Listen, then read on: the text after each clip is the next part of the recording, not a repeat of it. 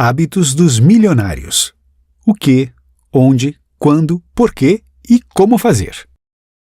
A diferença entre um líder bem-sucedido e um mal-sucedido é a forma como expressa seus desejos. Quem não progride diz o que quer de forma solta, indefinida e descuidada.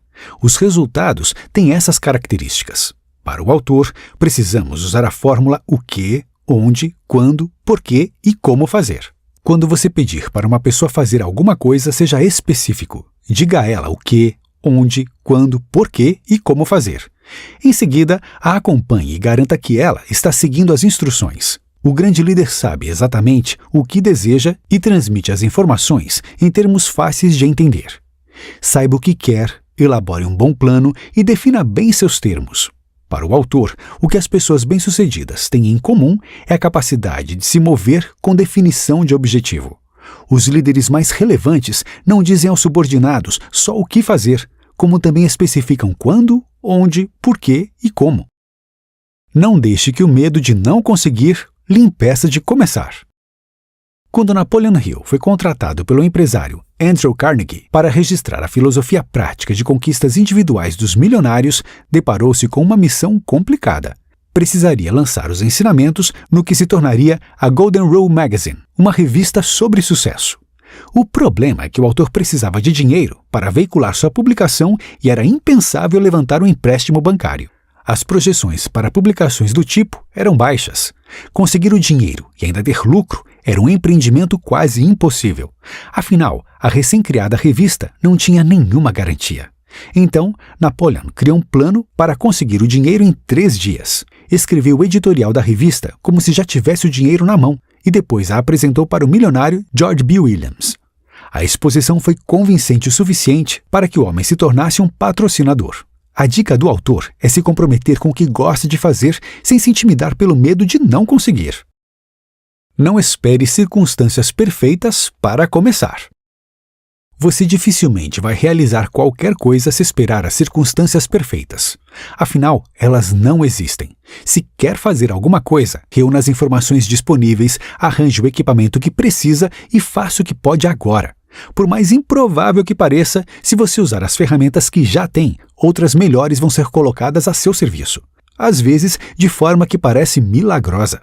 Essa ação orientada se alia à definição de objetivo como princípios para uma vida mais bem-sucedida.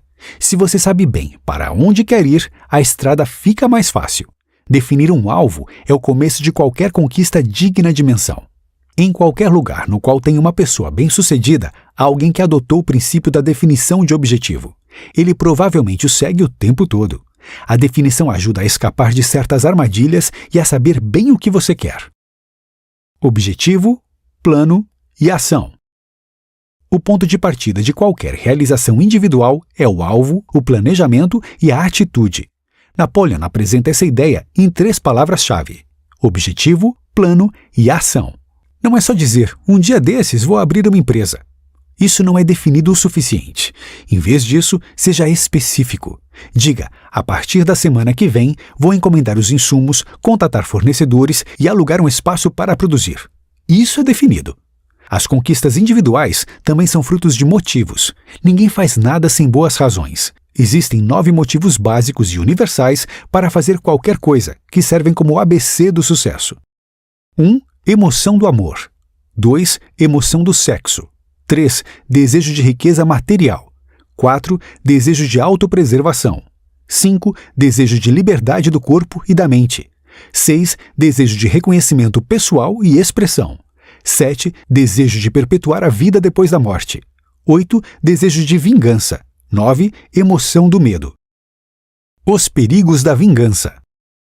Os 2 últimos motivos da lista de Napoleon, o desejo de vingança e a emoção do medo, são negativos. É surpreendente a quantidade de energia que as pessoas vingativas gastam tentando dar o troco por algum dano, real ou imaginário. O problema é que esse desejo é destrutivo. A vontade de se vingar leva a problemas e à injustiça. Embora possa prejudicar os outros, normalmente prejudica quem se dedica a ela. É natural ter pessoas no mundo das quais você não gosta ou não aprova suas ações. Não somos capazes de ser simpáticos ao mundo inteiro, mas é um caminho prejudicial. O autor conta que, se tivesse uma grande oportunidade de se dedicar a qualquer forma de vingança, a recusaria. Não por não existirem pessoas dignas de se vingar, mas porque isso traz em si o risco de se prejudicar. Se você tiver uma vida equilibrada, não vai precisar disso.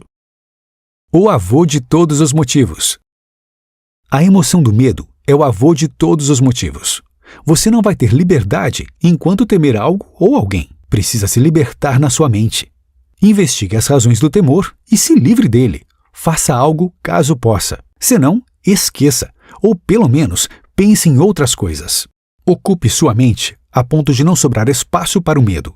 Uma forma de fazer isso é pela repetição. Qualquer ideia ou propósito importante que você mantiver na sua mente é absorvido pelo inconsciente e vai para a prática pelo meio mais natural e lógico que estiver disponível. Napoleon emenda suas explicações com um recado extra. Para ele, não basta só absorver as lições da filosofia de sucesso e guardá-las para si. O essencial é também transmiti-la a outras pessoas que precisam delas. Quando se dedicar a ensinar aos outros, vai entender melhor a filosofia. Afinal, o que você faz para o outro, também faz para si. Seja um pensador preciso. Já passamos da metade deste microbook, e o autor fala da importância de submeter as informações que você ouve à lei da lógica. Coloque-as sob a luz das evidências. Ao tomar uma decisão, garanta que faz isso com base em fatos. Não seguir por boatos, são evidências de segunda mão pouco dignas de confiança. Seja um pensador preciso. Os pensadores precisos são os que não permitem que ninguém pense por eles. Para isso, é preciso ter o hábito de ser responsável pelas próprias ideias. Não é errado buscar informações dos outros. Busque, sim, consultar os outros e colher os fatos que puder. Mas, no final, quem tem que decidir é você.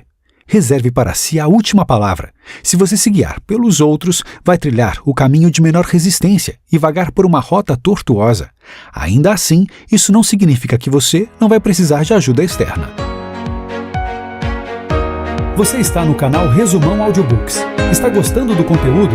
Não esqueça de deixar o seu like e se inscrever. Confira também as playlists relacionadas ao tema deste livro. Agora chega de enrolação e bora voltar para o resumo. Tudo que vale a pena tem um preço. Os desejos são pais dos fatos. Precisamos querer algo para que se torne real. Só que a vontade só pode se converter em algo concreto por meio da ação, não da presunção. As informações são abundantes e boa parte delas são gratuitas. No entanto, os fatos costumam ter um preço ligado a eles. Tudo que vale a pena tem um preço. As coisas que você dá de graça recebem das pessoas a valorização que foi paga por elas. O autor conta que, para ele, uma das razões para que as pessoas frequentem suas palestras é o fato de terem que pagar. Muita gente chegava a dirigir 150 quilômetros no inverno para vê-lo pessoalmente. Itens gratuitos não têm o mesmo apelo das coisas pagas. Napoleon usou como exemplo as igrejas. Embora cuidar da espiritualidade seja fundamental, os locais de culto não ficam muito cheios aos domingos. Para ele, a razão é o fato de não cobrarem entrada. A curiosidade pela vida alheia pode levar ao fracasso. A curiosidade intrínseca sobre assuntos dos outros é uma causa do fracasso. Milhões de pessoas gastam todos os dias uma quantidade alta de energia com comportamento intrometido e curioso sobre a vida alheia. Mas a vida é tão complexa e cheia de obstáculos que deveríamos gastar todo o tempo em nossos objetivos. Não se envolva na curiosidade sobre a vida alheia, principalmente quando não tem impacto nenhum sobre você. Aproveite as qualidades mentais dadas por Deus da forma certa. Evite o fracasso. Mas não precisa se intimidar caso ele chegue.